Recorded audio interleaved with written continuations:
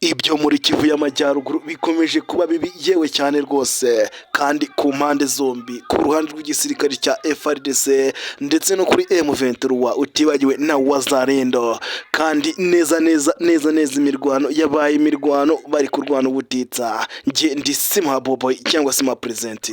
Yewe ubu abaturage bo muri Kongo cyane aho bita Igoma ubu bari kuryama, ariko bakaryama batarwiyambitse, bari kuryama bafite ubwoba yewe ijoro ryose. Ni nyuma yuko M23 yemeje ko igomba gufata Goma kandi ikajira mu biganza byayo, dore ko ifite ubu ngo ntago hayinyuze kubera ko naho itari yafata, umutekano ni mukeya, kandi yo ubwayo ngo ishoboye kugarura umutekano. Niyo mpamvu ishaka gukora abaturage igiye mu kangaratete, yewe ikabashyira mu buzima bwiza, ikabakora mu maboko ya Antoine Felix Tshisekedi. Uyu ni umukuru w'igihugu cya Kongo. Yewe abaturage bakomeje kunenga cyane abo mu majyaruguru ya Kivu, ndetse ubu waba wabimenye ko M23 imirwano iri kuyirwana ubutitsa.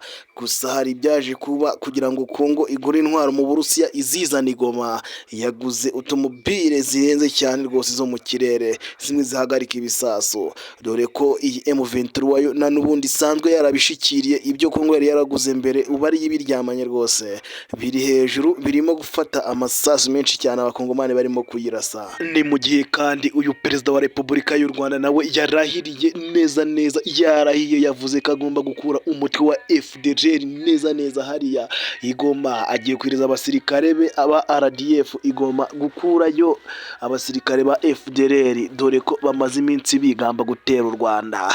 Dore ubu ngubu noneho perezida wa Repubulika uburakari bwabaye bwinshi, yavuze ko iyi FDLR ntago amazi akiri yayandi, noneho itagomba kumara igihe kirekire hariya ku butaka bwa Kongo.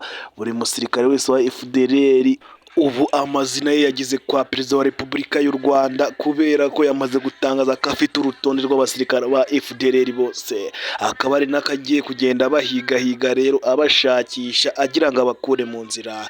Igihugu cy'u Rwanda nacyo umutekano FDLR ikomeje gusa nk'aho iri kuwuzambyamo gake, dore ko ikomeje kwigamba ko izatera u Rwanda mu gihe twe tutazi. Muri Rucuru ahabarizwa ibirindiro bya M23 ubu hararinzwe cyane. Ni nyuma yuko FARDC yemeje ko ikorana na FDLR yewe n'umutwe wa Wazalendo, ntibihishe kandi ibizi neza ko nayo ari imitwe y'iterabwoba, ariko yo yagiye ku karubanda ivuga ko bikorana kandi bidateze kurekeraho gukorana. M23 itarava ku butaka bwa DR Congo muri Kivu y'Amajyaruguru.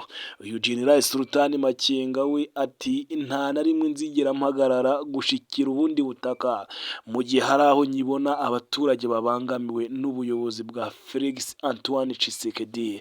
Yagize ati njyewe aho nafashe umutekano ni wose, muzabaze n'abaturage bazababwira. Ati kandi nanone ahasigaye naho ndahafata, kubera ko abaturage ntago nakwemera ko baguma mu kangaratete. Aho nta handi yavugaga Igoma, dore ko ari cyo gice gisigaye. Yagerageje kenshi kugerayo birananirana, ariko nabwo asobanura ko atari uko yananiwe kugerayo, ahubwo yatinye kumena amaraso y'abaturage batuye Igoma yewe Gisenyi ku mupaka, dore ko ari naho abasirikare ba FARDC basigaye baza bameze nk'abagiye kwiyahura. Ejobundi nabwo hari umusirikare wa Kongo warashe mu Rwanda yewe amasasu agera kuri 30.